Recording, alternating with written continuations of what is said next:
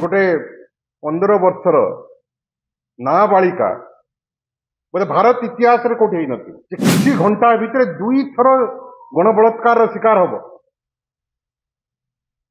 Double engine double rape गोटे सरकार समय रे गोटे झील को दुई थर रेप करा धर्षण करा ये हूँ ओडिशा ये हूँ आम पवित्र उत्कल माटी प्रथमे 3 जन युवक टेकिकी नहीं किडनाप करके बलात्कार कर गणदुष्कर्म कर रेस्क्यू होगी फेरुती सेठारू पुणी उठे बलात्कार करा गला प्रशासन शासन ए कलेक्टर एसपी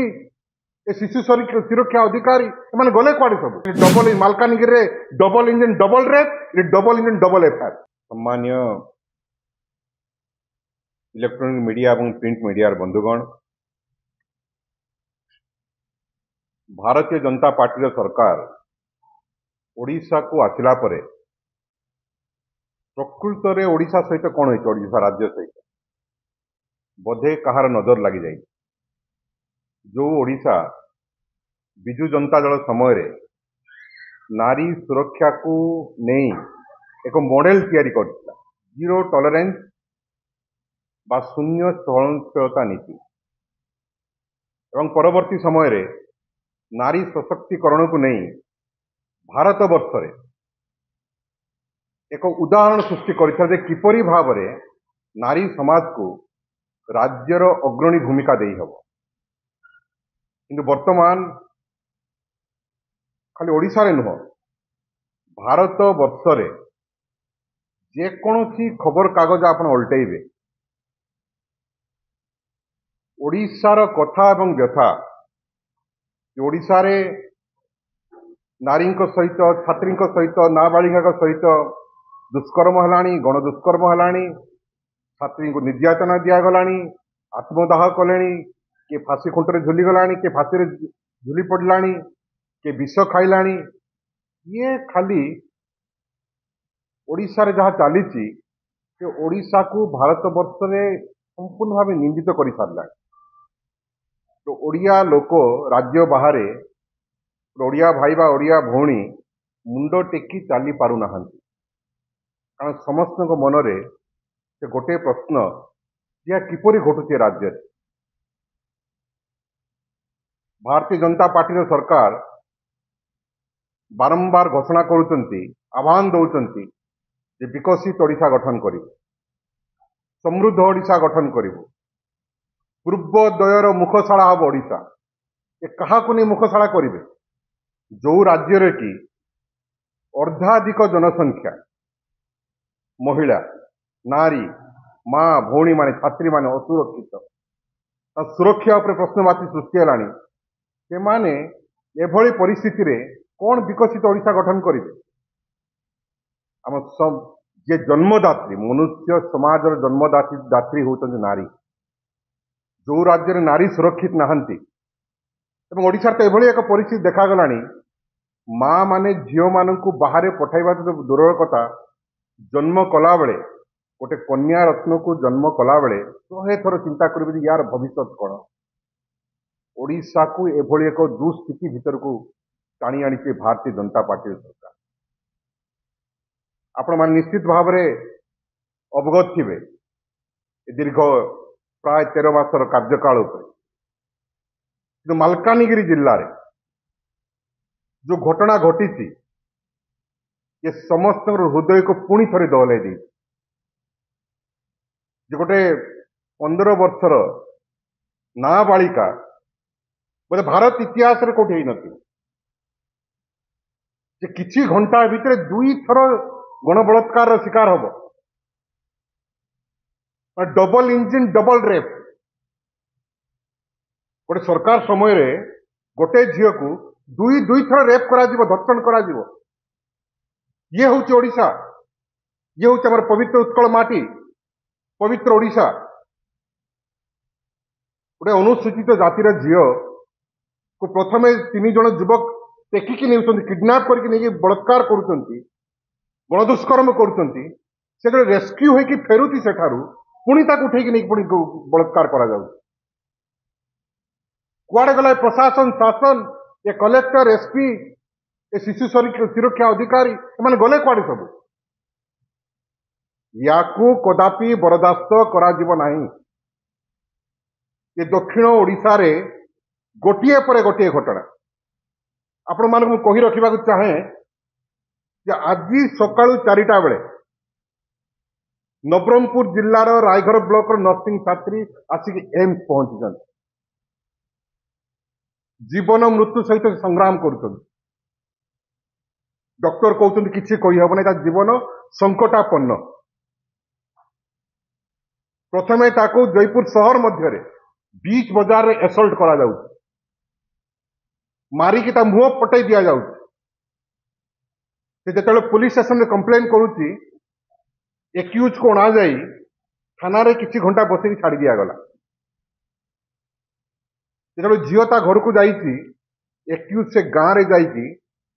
ता सहित पुणी थरे से कुकर्म करबा आरंभ कला। ता वीडियो वायरल करिछि तो नाना निर्यातना देइछि।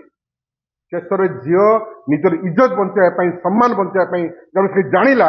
ता सहित न्याय हो पार ना। पुलिस स्टेशन गला पर मध्य से पुओ आसिकी गाँव में आसी मत हैरान कर बाध्य होगी विष पी रायपुर ताको रेफर करागला मेडिकल। रायपुर मेडिकल मना करदेला पुणी फेरई देला। दादा रायगढ़ पुलिस स्टेशन पुणी थे एफआईआर कला। डबल इंजन डबल एफआईआर गोटे झीर 2 थर एफआईआर हो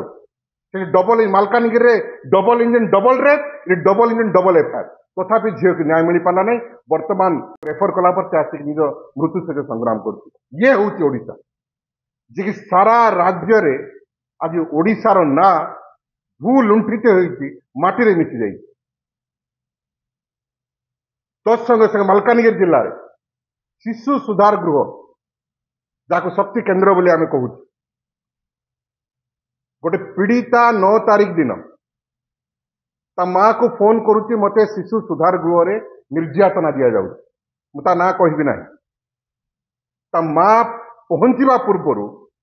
जो गोटे एनजीओ परिचालना कर शिशु सुधार गृह को जो पीड़िता जो मान की लांछित वंचित निर्यातित नाबालिका छात्री माने अबला महिला मान रोचंती तो एत निर्यातना दिगला जे ता माँ पहुंचवा आगु से निजक फांसी लगेदेला एवं कथा को 5 लाख टंका दी चापी दि जाए। ये 9 तारीख घटना। ठीक से हीपरी आम दक्षिण ओडिशा रे तो लंबा तालिका जोपरी भाव में अनुसूचित जाति एवं अनुसूचित जनजाति झील मान सहित गोटे पटे पर गोटे बलात्कार निर्यातना शोषण तो शिकार होती ये कथा ये व्यथा सहजरे आपण मान द्वारा ग्रहण हो पार ना। तेंतुली खुंटी कंटा गाँव में आपण मान मन पकई देवा चाहे सेप्टेम्बर 17 तारीख दिन 10 वर्षर झील को 9th क्लास पढ़ुवा झील को गण बलात्कार करागला। गुनईपदा ST/SC गर्ल्स हॉस्टल ये सरकार समय आम शुणुलु गर्भवती होती विभिन्न प्रकार निर्यातना होती तो हॉस्टेल भितर रेप लामतापुर ब्लॉक गुणईपदा ST/SC स्कूल रे एक्शन कौन निया जाइछि। पीओन को सस्पेंड करा जाइछि, हेडमिस्टर को सस्पेंड करा जाइछि। कुआडे गले DWO कुआडे गले कलेक्टर पुणी अभिव्यक्त कोरापुट जिलार स्थानीय मंत्री अछंती नित्यानंद गंड कौन एक्शन होइछि आज जाई। बिजु जनता दल जाई ST कमिशन पाखरे फेरा देला परे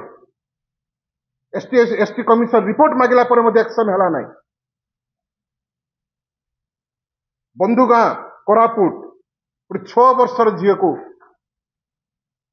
जुलाई 7 तारीख दिन बलात्कार कर दिया जाउछि। ये हूँ ओडिशा, ये हूँ भारतीय जनता पार्टी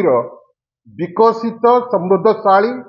जे कि आगामी दिन में पूर्वोदयर मुखशाला हम